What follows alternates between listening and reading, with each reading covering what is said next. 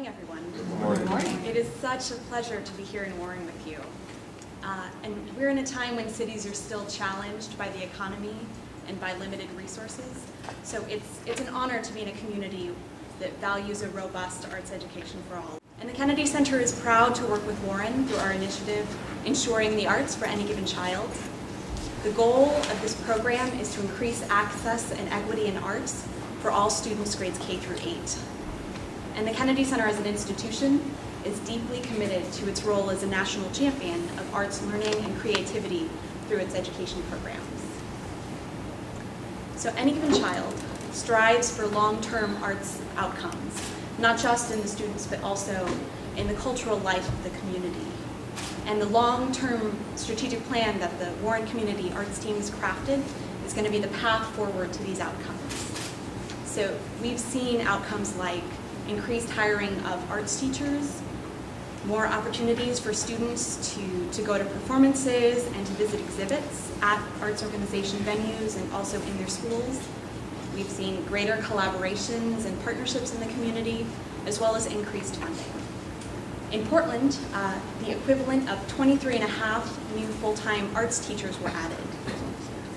And when Sacramento, California became the first Any Given Child site in 2009, 17% of their K through 8 students were participating in an arts experience. But today that number is 100%. So we are very much looking forward to the outcomes of Warren's strategic plan and bragging about you all to future, advocates. Ernie Boyer, the legendary leader of the Carnegie Foundation for the Advancement of Teaching and a U.S. Commissioner of Education, had some strong opinions about the arts and education, and I want to share them with you now. We need the arts to stir creativity and enrich a student's way of knowing. We need the arts to integrate the fragments of academic life. And above all, we need the arts to create community and to build connections across the generations.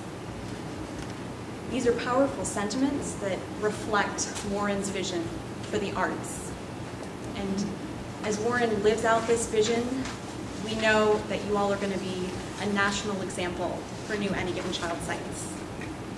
We currently have 23 Any Given Child sites.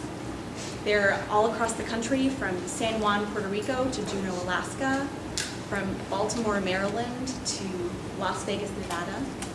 The sites are in communities that are rural and urban and suburban.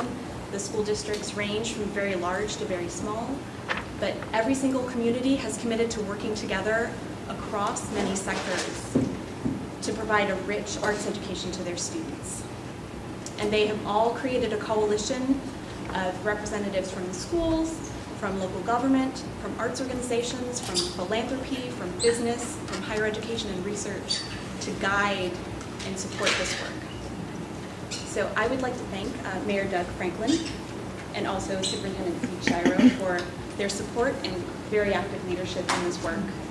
It's the support that is essential to the success of this program. I would also like to thank Becky Peck, Executive Director of SMARTS, for her leadership in this work in Warren.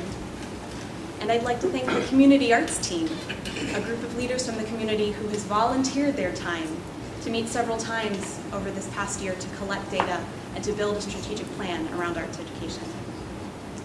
And I'll close with words from President John F. Kennedy that are engraved in our building in Washington, D.C., which is his memorial.